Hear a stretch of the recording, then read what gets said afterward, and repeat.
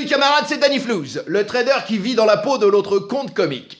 J'espère que tu vas bien. Confinement jour 21. Tu dois commencer à te sentir un peu bizarre. Moi-même, je me sens quelque peu chelou. Je commence à avoir envie de ma femme.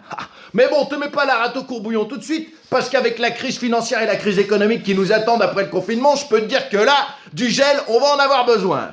Et je parle pas de gel hydroalcoolique si tu vois ce que je veux dire. Ouais, parce que je sais pas si t'as remarqué... Ouais, non, je ne commence pas là une carrière de stand-up. Non, j'essaye juste de te faire remarquer un petit truc, notamment le prix de l'essence à la pompe. Ouais, il est passé environ à 1,27, 1,28, 1,29 en moyenne, alors qu'avant il était à 1,45 en moyenne sur toute la France. Tu penses que c'est une bonne nouvelle? Alors assis-toi, pose ton fion et accroche-toi. Parce que ce que je vais t'annoncer va te remettre un petit peu à l'envers.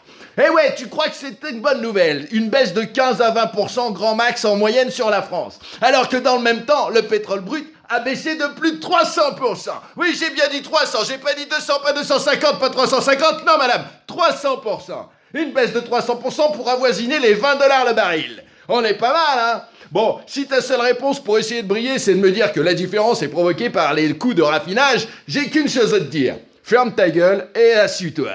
Parce que ce n'est pas du tout le cas, mon gars. Il faut savoir que le prix de l'essence à la pompe est composé d'environ 60% de taxes et environ donc de 40% de pétrole, plus coût de transport, plus coût de raffinage. Où les coûts de transport représentent environ 8% et les coûts de raffinage environ 7%.